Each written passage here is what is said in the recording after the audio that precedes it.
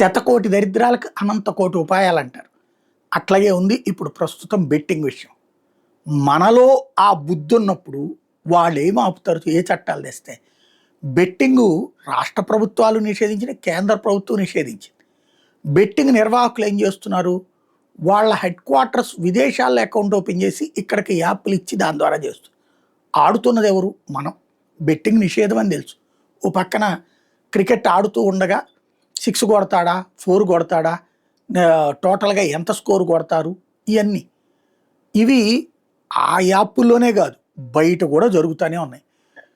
రేపు sun Risers గెలుస్తుందా, లేకపోతే కనుక రాజస్థాన్ రాయల్స్ గెలుస్తుందా, సూర్యవంశీ ఎంత కొడతాడు, ఇట్లాంటివి నడుస్తున్నాయి. ఈవెన్ స్పాట్ బెట్టింగ్ ఏంటంటే ఇదిగో నెక్స్ట్ బంతికి 4 కొడతాడు, నెక్స్ట్ బంతికి 6 కొడతారు, నెక్స్ట్ బంతికి అవుట్ అవుతారు. ఇట్లాంటి బెట్టింగ్లు కూడా ఉన్నాయి. 1కి 2, 1కి 3, 3కి 5 ఇట్లాగ ఉన్నాయి. ఇవి జరిగిపోతున్నాయి.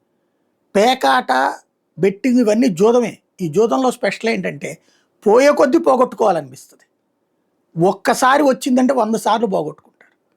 ఈ దరిద్రం సాగుతూనే ఉంది. ఏ చట్టాలు తెచ్చినా వర్కౌట్ కావట్లేదు. కారణం ఏంటంటే బుద్ధి మనలో సక్రమంగా లేకపోవడం.